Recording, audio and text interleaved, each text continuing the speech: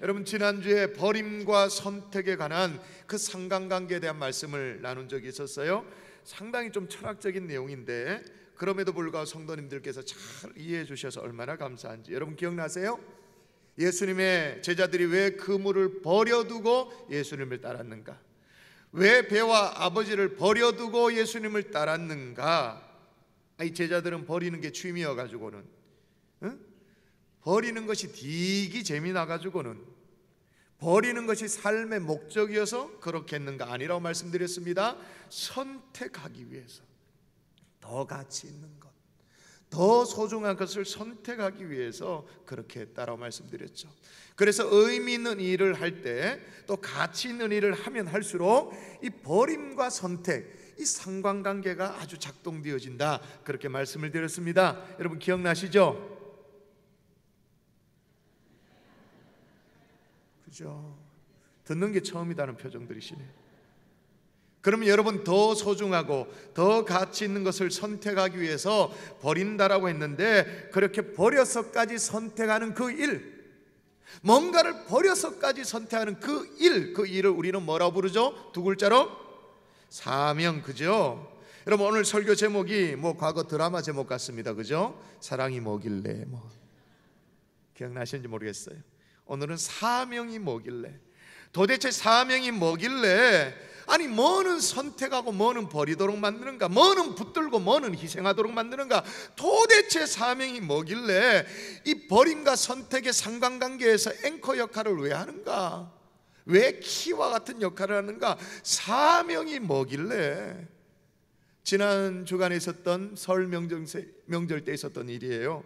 가족들과 함께 모여서 가정예배를 드리는데 제가 메시지를 전할 때였습니다.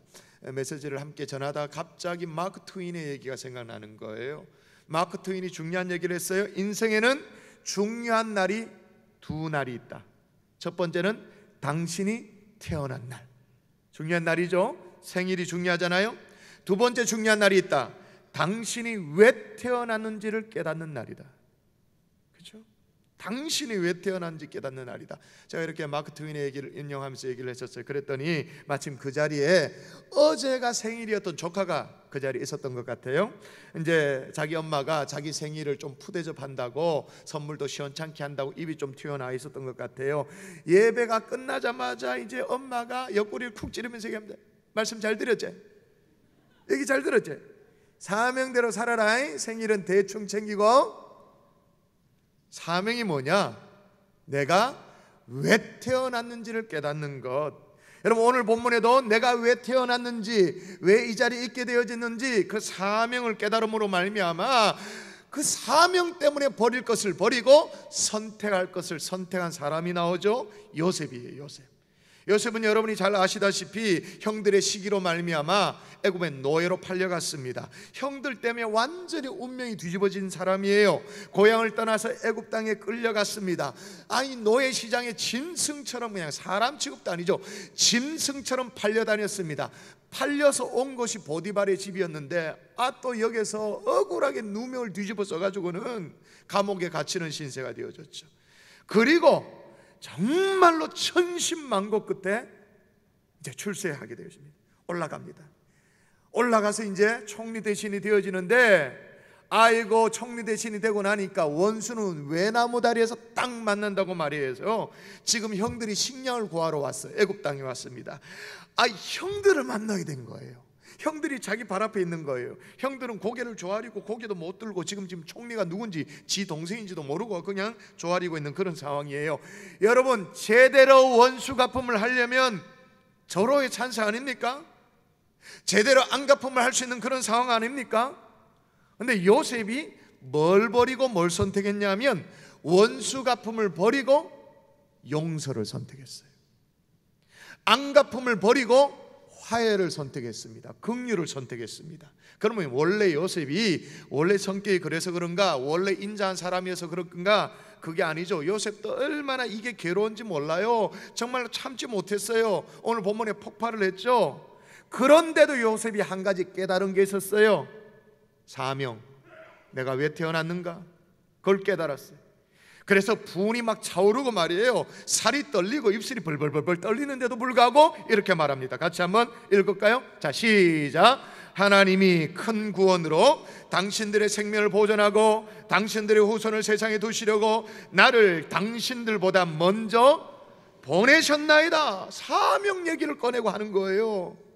저는 이게 궁금해졌다니까요. 아니, 사명이 도대체 뭐길래 사람을 이렇게 만들어 놓을 수 있는가? 아주 결정적인 순간에 어떻게 인생을 이렇게 돌려 세울 수 있는가? 아니, 힘도 있겠다, 권세도 있겠다. 요셉이 마음 먹으면 갈굴 수 있는 상황이잖아요. 손봐줄 수 있는 상황이잖아요. 끝장을 볼 수도 있는 상황이에요. 그렇게 한다고 해서 누가 뭐라고 말합니까? 뭐라고 말할 수도 없고, 속사정 지나간 스토리를 얘기를 들어보면 다 고개를 끄덕이죠. 아이고, 맞다.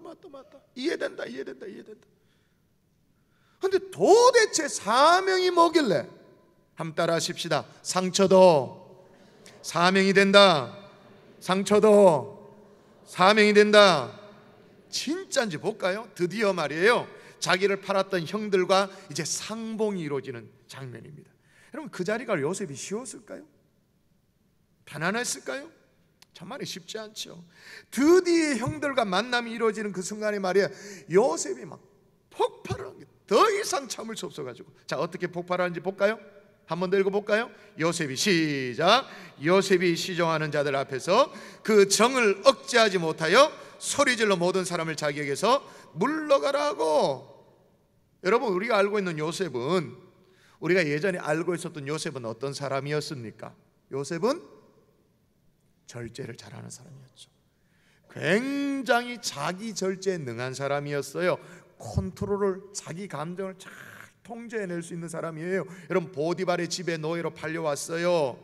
보디발의 아내가 계속 막 유혹을 해도 철저하게 자기 통제를 해냈던 사람이에요. 여러분, 생각해 보세요. 이 형 말리에 말이에요, 노예로 팔려서 종살이하고 있는 사람이에요. 한때는 가정에서 자기도 부모로부터 정말 사랑받으면서 자라났는데 지금 완전히 시궁창에 빠졌습니다. 노예로 전락했습니다. 짐승 취급을 당하고 있습니다. 그리고 이곳까지 왔어요. 가장 요셉이 그리운 게 뭘까요? 따뜻한 가정. 어머니가 있고 그래도 누이가 있는 그 따뜻한 가정이 얼마나 그리웠겠어요? 그죠? 근데 말이에요, 주인의 아내가 말이에요, 윙크를 했을지도 몰라. 막 이러면서 막 손짓하고 막, 아유, 이쁜 누나가 말이야, 자기 좋대. 머리로 상상하건대 아주 피부가 그냥 백옥 같은 그 피부의 누나가, 그 이쁜 누나가 막 손짓하는 거예요.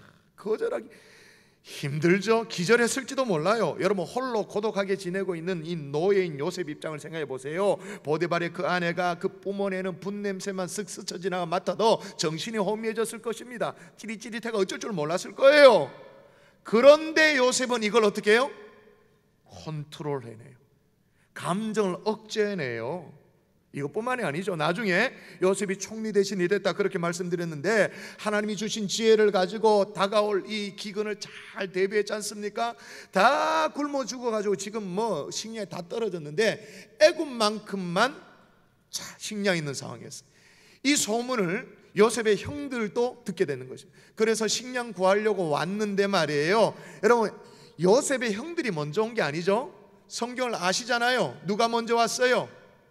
베냐민 먼저 왔어. 베냐민이 누구예요? 다른 형들은 배가 다른 형제들이에요. 형들이라도. 근데 베냐민만큼은 어머니가 똑같아요. 정말 핏줄이 땡기는 동생이에요. 정말 형제잖아요. 그 형제가 베냐민이 와가지고 있는 걸 보고는 처음에는 막 마음이 타가지고는, 근데 이내 인근에 있는 방에 들어가가지고는 마음을 추스립니다. 성경을, 이 도목을 어떻게 기록하고 있냐면, 성경의 기록을 볼까요? 이렇게 같이 시작. 얼굴을 씻고 나와서 그 정을 억제하고 음식을 차리라며. 그 정을 어떻게 했다고요? 억제하며. 이게 요셉이에요. 참을 줄 아는 사람, 절제할 줄 아는 사람, 정말 억제할 줄 아는, 컨트롤할 줄 아는 사람인데 형들 앞에서 이게 안 되는 게, 이게 터져버렸어요. 어떻게 터졌냐? 제가 한번 읽어볼게요. 다시. 요셉이 시조하는 자들 앞에서 그 정을 억제하지 못하여, 조금 전까지는 억제를 했는데 지금은 억제를 하지 못하고 소리를 질렀다. 그러니까 아래 사람이 있는데, 지금 총리니까 뭐 예를 들면 비서실장 좀 옆에 있는데도 불구하고 그 정을 억제하지 못하고 소리 질렀다는 거예요. 그 정이 뭘까? 그간에 나누지 못했던 형제간의 우애일까요? 어떤 뭐 애틋함일까요? 천만에 그동안 막 억눌렸던 이 감정, 내가 왜 아버지 집에서 팔려와가지고 떠나와서 이 고생을 하고 있는가? 왜 팔려왔는가? 애굽의 노예로 팔려갈 때 그 수모, 그리고 보디발의 집에 정말 그 뭐 말도 안 되는 수모를 겪었잖아요. 모든 거 억울하게 뒤집어 쓰고 있을 그때도, 지금 이 감옥에 있어서 정말 내일을 알 수 없는 세월을 보냈던, 하루하루를 살아야 떨며 살았던 그 세월들, 그 모든 것들이 막 다 올라오는 거예요. 자, 이 모든 것들이 요셉에게는 뭐가 되었다? 상처가 되었던 거죠. 상처. 여러분, 지난 주간에 우연찮게 한 성도님이 운영하는 식당에 제가 가게 되어졌어요. 신방을 가려고 간 건 아니고 밥 먹으려고 식사 시간을 놓쳐가지고 이렇게 이제 신방을 가다가 우리 부목사님과 함께 들어갔습니다. 근데 그 가정의 스토리를 조금 아는지라 이렇게 식사를 차려주시길래 위에서 기도를 했죠. 자녀들을 축복하면서 기도했어요. 기도를 하는데 말이에요, 옆에 이제 집사님이 앉아 계십니다. 그 느낌으로 알 수 있어요. 이 집사님이 우시는 거예요. 울어요. 눈물을 훔치면서 기도를 끝나니까 이제 자리에 일어서는데요, 저는 분명히 자녀들을 위해서 축복하며 기도했어요. 축복하며 기도했는데 우는 거예요. 그래서 이 사정 얘기를 들어보니까 이 아들이 말이에요, 요즘 젊은이들이 취업이 얼마나 어려워. 그래가지고 살아보려고 무슨 80년대도 아닌데 외국에 근로자로 그렇게 간 거예요. 근데 너무 지금 곤욕을 치르고 있다는 얘기를 듣고, 이제 말 못할 사정이 있다는 그런 상황을 듣고는 이 애미로서 이걸 가지도 못하고 오라 그러지 뭐 어떻게 좀 몰라가지고 이제 너무 안타까워하는 거예요. 그래서 이제 기도를 했더니, 자녀를 위한 기도를 했더니 이제 계속 우셨던 거죠. 자, 여러분, 이 집사님에게는 아들이 적어도 집사님의 마음에는 뭐가 된 거죠? 상처가 된 거죠. 기도 제목이면서 상처가 되었던 거예요. 물론 나중에 그 모든 문제가 해결되었습니다. 감사합니다는 얘기를 들었습니다만은, 자, 그때 깨달아 알게 된 게 있어요. 아하, 상처는 눈물되어 흐르는구나. 상처는 눈물되어 흘러내리는 거구나. 여러분, 언제나 상처는요 눈물과 이렇게 연결이 되어 있습니다. 오늘 요셉도 보세요. 어느 정도로 울었다고 말하는지 제가 한번 읽어볼게요. 요셉이 큰 소리로 우니 애굽 사람에게 들리며 바로의 궁중에 들리더라. 운 거예요. 상처에서 철철 운 거예요. 그 다음에 이렇게 말합니다. 요셉이 이어 뭐라고 말하냐면, 요셉이 형들에게 이르되 내게로 가까이 오소서. 그들이 가까이 가니 이제 자기 신분을 밝힙니다. 이르되 나는 당신들의 요셉이니 당신들이 애굽의 판자라. 지금 뭐 하고 있는 거예요? 요셉이 뭐 하고 있는 거예요? 지금 딱 짚고 넘어가고 있는 거죠. 나는 요셉입니다. 당신들이 애굽에 판 그 동생 요셉입니다. 정확하게 짚고 넘어가고 있죠. 분명히 요셉의 마음속에는 이게 상처가 됐던 거죠. 그걸 딱 이렇게 얘기하고 있는 상황이잖아요. 근데 그 다음이 중요해요. 분명히 짚고 넘어가고 난 이후에 뭐라고 말하냐면, 한 번만 더 읽어볼까요? 한번 시작. 당신들이 나를 이곳에 팔았다고 해서 근심하지 마소서, 한탄하지 마소서. 하나님이 생명을 구원하시려고 나를 당신들보다 먼저 보내셨나이다. 하나님이 나를 어떻게 했다고 말합니까? 보내셨다, 그렇게 말해요. 보내셨다. 여러분, 우리가 사명이라고 오늘 얘기하고 있는데 그 의미를 좀 제대로 알려면 한 번씩 우리가 한자를 풀이해 보면 그 의미가 수월하게 해석될 때가 있잖아요. 사명도 마찬가지입니다. 이 사자가 어떤 사자입니까? 보낼 사자죠. 심부름 사자라고 말하기도 합니다. 그리고 명자가 목숨 명자. 지금 요셉이 뭐라고 말해? 하나님이 보내셨다. 사명 얘기를 하고 있는 거예요. 여기 한 번만 어쩌다 한 게 아니에요. 또 보세요. 제가 또 읽어볼게요. 하나님이 큰 구원으로 당신들의 생명을 보존하고 당신들의 후손을 세상에 두시려고 나를 당신들보다 먼저 보내셨나이다. 할렐루야, 할렐루야. 그러므로 이제 요셉에게는 상처도 뭐가 된 거예요? 사명이 된 거예요. 할렐루야. 여러분, 오늘 이 메시지의 의미를 깨달아 알 수 있기를 주의 이름으로 축원합니다. 이해되는 정도가 아니라 이게 막 가슴으로 이렇게 막 쑥 들어와가지고 그런 은혜가 되었으면 참 좋겠습니다. 지난 안식 올 때 말이에 섬겼던 러시아 코스타에서 정말로 상처가 사명이 된 분을 한 분 만났어요. 제가 KBS 프로그램 가운데 글로벌 성공시대라는 프로그램이 있었어요. 전 세계 5대양 6대주에 대한민국 한일 디아스포라 흩어져 살고 있는 그 성공 스토리를 함께 나누는 그런 프로그램인데, 거기에 주인공으로 나왔던 최정범 장로님, 그분을 러시아 모스크바에서 만나게 될 줄 누가 알았겠어요? 제가 만났어요. 저도 강사로 갔고 그분도 강사로 오시게 됐어요. 스토리를 들어보니까 이래요. 어릴 때 미국으로 갔는데, 이민을 가게 됐는데 어머님이 암에 걸리신 거예요. 그 옛날 얘기입니다. 암에 걸려가지고는 한국에서 어떻게 방법이 없으니까 그 고치려고 미국까지 이민을 가게 돼요. 12살의 어린 나이에 이민을 가게 됐어요. 건너갔죠. 근데 뭐 어머니의 병을 고치는 것도 고치는 겁니다만은 먹고 살아야 되지 않겠습니까? 그래서 조그마한 구멍가게를 하나 열었대요. 그런데 여기에 권총강도가 들어온 거예요. 사람이 그렇게 다치지는 않았습니다만은 도저히 무서워서 가게 문을 열 수가 없어서 문을 닫았대요. 그 다음에 그래도 먹고 살아야 되니까, 여러분 이민 가면 사람들이 하는 그 비즈니스가 있습니다. 3대 비즈니스 중에 속하는 게 하나 있습니다. 그게 뭘까요? 세탁소를 연 거예요. 근데 이 세탁소가 불이 났네? 홀라당 다 탄 거예요. 그냥 거지가 됐어요. 거지가. 그 옛날에 말이에요. 어쩔 수 없이 이 장로님께서 말이에요, 소년 가장이 된 거예요. 그 어린 시절에 천재 바이올리니스트라고 이름이 있었대요. 재능이 탁월하다고 그렇게 이름이 있었는데, 어쩔 수 없이 이제 소년 가장이 되어가지고 생계를 꾸려나가는데, 하루에 일을 어떻게 했냐면 16시간 동안 일을 했대요. 16시간 동안. 그 옛날에 여기 일하면 또 옮겨가서 일하고 또 일하고 먹고 살아야 되니까 소년 가정이 됐어요. 얼마나 많은 실패와 좌절을 겪으면서 뭐 그 스토리가 뭐 너무 많아요. 그런데 그래도 하나님이 주신 꿈을 다 붙들고 이제 회사를 하나 차렸습니다. 식품 회사를 하나 차렸어요. 근데 이게 13년 만에 매출이 800억의 식품 회사로 성장하게 되어진 거예요.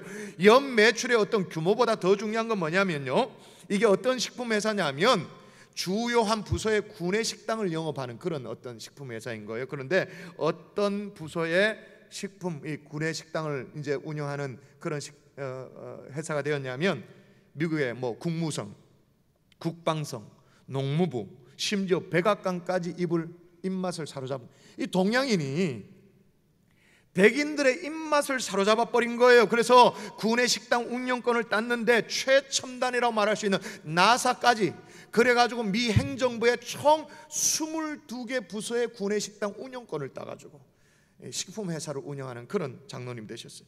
그래서 정말 자기가 지나왔던 이 청년 시절, 청소년 시절, 이 정말 어려웠던 시절들을 누가 청년들이 모였다 그러면 누구든지 그냥 도전을 주고 은혜를 끼치기 위해서 어디든지, 유역에 살고 계시는데 비행기 티켓을 끊어가지고는 자비량으로 어디든지 가가지고 청년들에게 희망을 심고 꿈을 심어주는데, 이제 러시아 모스크바까지 오게 된 거예요. 저랑 만나게 됐죠. 이제 강단 위에 서 가지고는 간증을 시작하게 됐습니다. 근데 첫 입을 여셔서 한 게 뭐냐면, 아주 심각한 표정을 딱 서니까 아이들이, 청년들이, 또 강사들이 모두 다 보잖아요. 첫 마디 뭐냐면, 저는 사실 러시아에게 참 여기 오기 싫었습니다. 저는 이렇게 이해했어요. 전 세계 코스타 30개 코스타 가운데 러시아 코스타가 제일 작아요. 그리고 한국을 중심으로 보면 가장 먼 거리에 가장 추운 동네, 그렇기 때문에 강사들이 별로 가기 싫어해요. 그 얘기를 하는 줄 알았어요. 오기 싫었다, 그 얘기가. 물론 뭐 이제 이 장로님 간증에 앞서서 다른 강사도 뭐 그렇게 얘기하면서 이렇게 풀어나가면서 메시지를 전한 적이 있었거든요. 아, 또 그 얘기하는구나 이렇게 알았어요. 그런데 뭐라고 얘기하냐면, 왜냐하면 러시아가 제 약혼녀를 데려간 나라이기 때문에 싫었습니다, 그런 거예요. 그럼 뭔 얘기를 하냐면, 1983년도에 있었던 칼기 격추 사건 아십니까? 김현희의 칼기 폭파 사건 말고 칼기 격추 사건을 얘기하니까 대학생들이 알 턱이 있습니까? IMF도 모르는데. 금융위기도 모르는 대학생들이 모여 앉았는데 1983년도 칼기 격추 사건을 얘기하니까 제 머리에 딱 들더라고요. 뭐라고 말하냐면 그 비행기 안에 이 장로님의 약혼녀가 타고 있었다라는 거예요. 여러분 아시잖아요. 1983년도 미사일에서 구소련이 말이에요, 영공을 침입했다 그래가지고 미사일에서 격추당했잖아요. 그래서 전원 사망. 그래서 전 세계 청년들이 모여 있다면 다 달려가서 간증하고 자비라고 섬기라고 다 그렇게 하는데 러시아만큼은 오기 싫었다라는 거예요. 그런데 이어서 장로님 이렇게 말합니다. 왔다는 거죠. 분명히 그게 장로님에게 상처였어요. 세월이 많이 지나갔습니다만 상처였습니다. 그럼에도 불구하고 오셨다라는 거예요. 왜냐? 이렇게 얘기해요. 이번에 코스타의 주제가 다시 복음으로 라는 주제인데 우리 기성세대가 잘못 살아서, 어떻게 잘못 살아서 청년들이, 그것도 유학생들이 모여서 수련회를 하는데 주제로 다시 복음으로, 이게 뭡니까? 사과하려고 오셨대요. 청년들이 은혜 받겠다고 모였는데 어떻게 기성세대가 얼마나 제대로 못 살았으면 어떻게 청년들이 다시 복음으로라는 주제로 수련을 하도록 만드는가? 나 같은 장로가 책임이 있다. 사과하려고 왔다고 하면서 또 두 번째로 또 오시는 거예요. 미안하다고. 제가 그때 깨달아 알게 되었어요. 아, 상처도 사명이 될 수 있구나. 아멘이십니까? 상처가 있으세요? 실패와 아픔이 있으세요? 가족을 먼저 보내는 상처가 있으세요? 건강의 위기에 어떤 상처가 있으세요? 여러분, 지금은 상처입니다만은 곧 사명이 되는 날이 오도록 하나님이 만들어 주실 줄 믿습니다. 반드시 올 겁니다. 인생 최대의 아픔이 있나요? 지금은 상처죠, 어려움이죠, 고통이에요. 그러나 반드시 사명이 되는 날이 오도록 하나님이 우리를 만들어 주셨으면 좋겠습니다. 왜 그런가요? 사명이 원래 그런 거기 때문에, 사명이라는 게 원래 그렇게 생겨 먹은 것이기 때문에 그런 거죠. 또 하나 따라 할까요? 사명은 주어를 바꿔놓는다. 여러분, 요셉의 가장 큰 변화가 뭐냐면 주어가 바뀐 삶이었다라는 거예요. 여러분, 실은 요셉이 형들에게 의해서 왜 미움을 사가지고는 이렇게 노예로 팔려가게 되었어요. 왜 그랬어요? 물론 야곱의 그 아버지 야곱이 말이에요, 이 요셉만 정말로 각별하게 편애한 것, 그것도 한 몫을 하긴 했습니다만은, 그러나 가장 결정타가 뭐예요? 요셉의 꿈 때문에, 그죠? 어느 날 요셉이 꿈을 꾸고는 와서는 형들에게 이렇게 말합니다. 뭐라고 말하는지 보세요. 제가 읽어볼게요. 요셉이 그들에게 이르되 청하건대 내가 꾼 꿈을 들으시오. 내 꿈 들으래요. 내 꿈. 하나님이 주신 꿈도 아니고, 하나님이 꾸게 한 꿈도 아니고, 사실은 하나님이 꾸게 한 꿈인데도 그렇게 말하지 않아. 요셉은 뭐라고 말하냐면 내가 꾼 꿈, 내 꿈을 들으시오, 이렇게 말합니다. 그러면서 우리가 밭에 가서 곡식을 이제 단을 묶는데 내 단은 뻘떡 서 있고, 그리고 당신들의 단들은 둘러서 가지고 나를 향해서 절을 합디다. 뭐 하자는 짓거리예요 지금 이게. 형들이 열받을 수밖에 없지, 미워할 수밖에 없죠. 근데 한 번쯤은 그냥 넘어갈 수도 있어요. 근데 또 뭐라고 말합니까? 또다시 꿈꾸고는 꿈 얘기를 하는데, 자, 뭐라고 말하는지 같이 요셉이 시작. 요셉이 다시 꿈을 꾸고 그의 형들에게 말하여 이르되 내가 또 꿈을 꾼즉 해와 달과 11별이 내게 절하더이다 하니라. 이번에도 역시 똑같아요. 내가 또 꿈을 꾼즉, 내가 하나님이 내게 주신 꿈도 아니야. 내가 꾼 꿈을 들으라. 해와 달과 11별이 있는데, 그러니까 부모, 형제 뭐 그런 거 있잖아요. 다 누구에게 절하더이다? 내게 절하더이다. 이것 때문에 형들에게 보쌈 쌓이다시피 해가지고 그냥 당하다시피 해가지고 그냥 노예로 팔려가게 됐죠. 노예 시장에서 짐승처럼 안주인에게 강간을 하려고 했다고 해서 강간 미수범으로 지금 막 몰려가지고는 감옥에 갇히게 되었습니다. 아주 인생 더럽게 꼬이는 인생 아닙니까 이거? 가면 갈수록 꼬이는 인생이죠. 그런데 말이에요, 천신만고 끝에 말이에요, 요셉이 어쩌 하다가 이제 바로의 꿈을 잘 해석을 해줬습니다. 바로의 꿈을 해석해줘 가지고는 동아줄 하나 잡은 거죠. 출세의 길을 오릅니다. 그런데 출세의 길도 오른 게 무슨 저 말단 공무원 된 거 그것도 아니고 뭐예요? 완전히 1인지야 만인지상의 자리, 총리 대신의 자리에 딱 오른 거예요. 대단한 출세잖아요. 꿈 해석 잘해줘가지고는.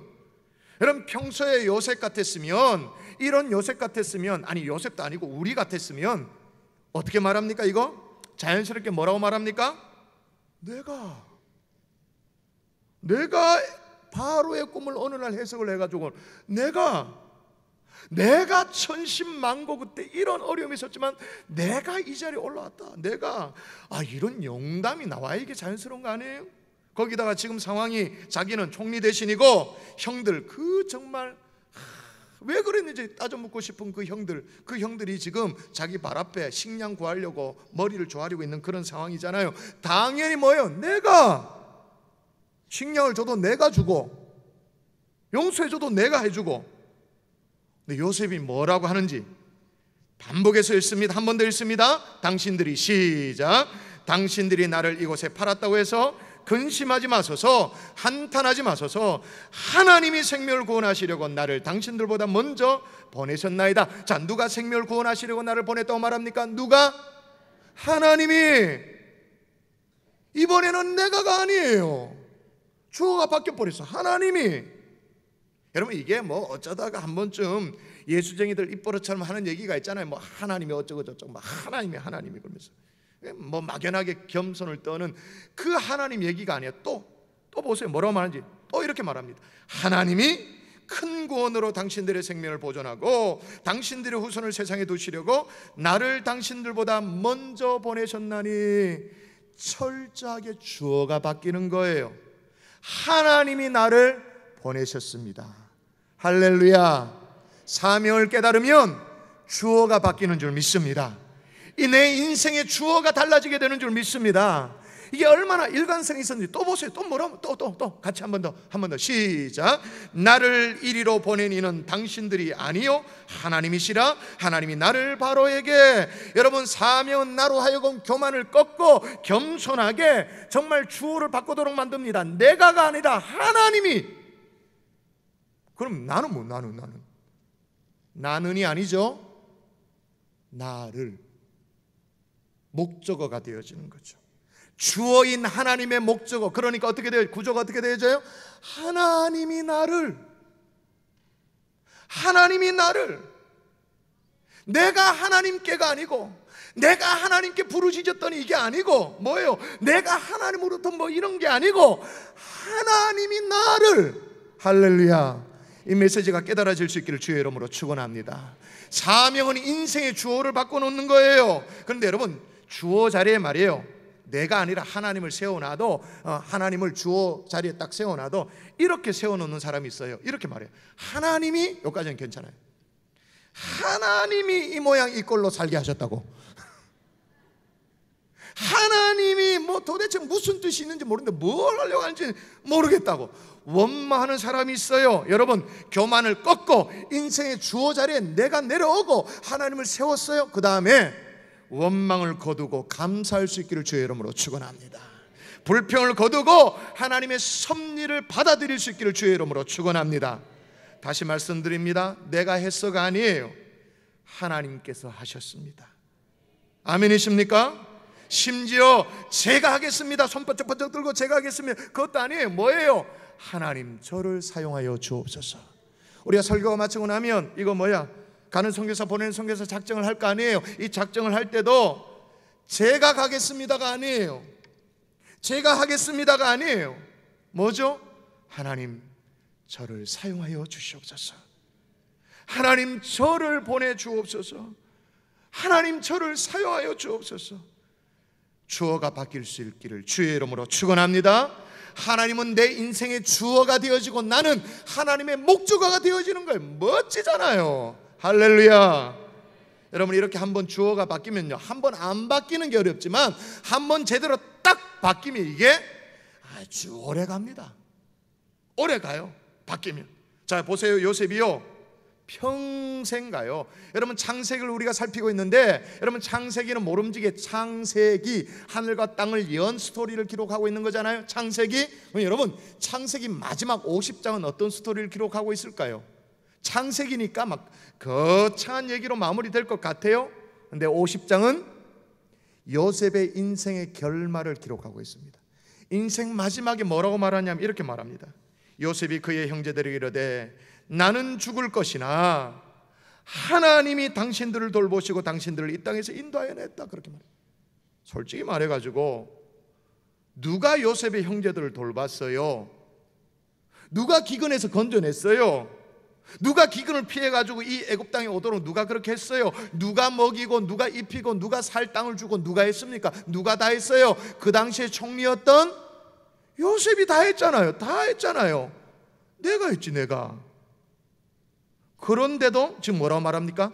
누가 당신들을 돌봤다고 말합니까? 하나님이. 사랑하는 성도 여러분, 여러분의 입술에서 어느 순간 하나님이 사라지고 내가가 자꾸 튀어나와요. 사명이 식어서 그래요. 사명을 깨닫지 못해서 그래요. 내가 왜 태어났는지 오늘 이 사명을 회복할 수 있기를 주 예수 이름으로 축원합니다.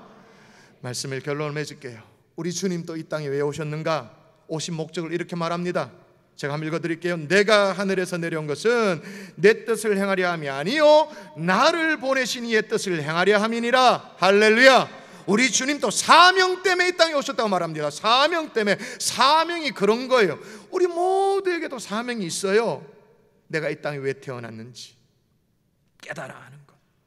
그거 깨달아 알면 상처도 사명이 될 수 있습니다. 되어버립니다. 여러분 전 세계에 가장 영향력 있는, 아직까지도 영향력을 끼치는 여인이 한 명 있죠. 오프라 윈프리 들어보셨죠? 오프라 윈프리 쇼는 끝났어요. 그는 현역에서 은퇴를 했습니다. 은퇴를 했습니다만 여전히 영향력은 대단해요. 왜 그럴까? 아니 오프라 윈프리처럼 방송업계에 종사하고 있는 앵커 같은 역할을 하는 그런 뭐 여인이 한두 명이 아닌데 전 세계 말이에요. 그런데 이 오프라 윈프리는 왜 이렇게 영향력을 지금까지도 미치고 있는가? 발휘하는 이유가 뭔가? 결론이 딱 이거였습니다. 오프라 윈프리는 자기의 일을 사명으로 생각하고 있었기 때문인 거예요. 밥벌이가 아니고 돈벌이가 아니고 아니 먹고 살아야 되니까 어쩔 수 없이 하는 그게 아니고 자기의 일을 사명으로 알고 있었기 때문에. 그런데 여러분 오프라 윈프리가 말하는 사명이 좀 달라. 이게 오프라 윈프리가 사명을 어떻게 해석하고 있느냐, 어떻게 이해하고 마음에 새기고 있느냐, 네 가지를 얘기합니다. 첫 번째, 남들보다 더 가진 것이 있다면 그것은 축복이 아니라 사명입니다. 두 번째, 남들보다 더 설레는 일이 있다면 그것은 착각이 아니라 사명입니다. 세 번째, 남들보다 더 부담되는 일이 있다면 그것은 강요가 아니라 사명입니다. 마지막으로 남들보다 아픈 상처가 있다면 그건 고통이 아니라 사명입니다. 여러분 우리 인생도 상처가 상처로 끝나는 게 아니라 사명이 되도록 하나님께서 우리 인생을 인도해 주셨으면 참 좋겠습니다. 그리고 그날 우리는 인생의 주어를 바꿔놓을 거예요. 내가가 아니라 하나님이 나를, 그런 날이 속히 올 수 있기를 주 예수 이름으로 축원합니다.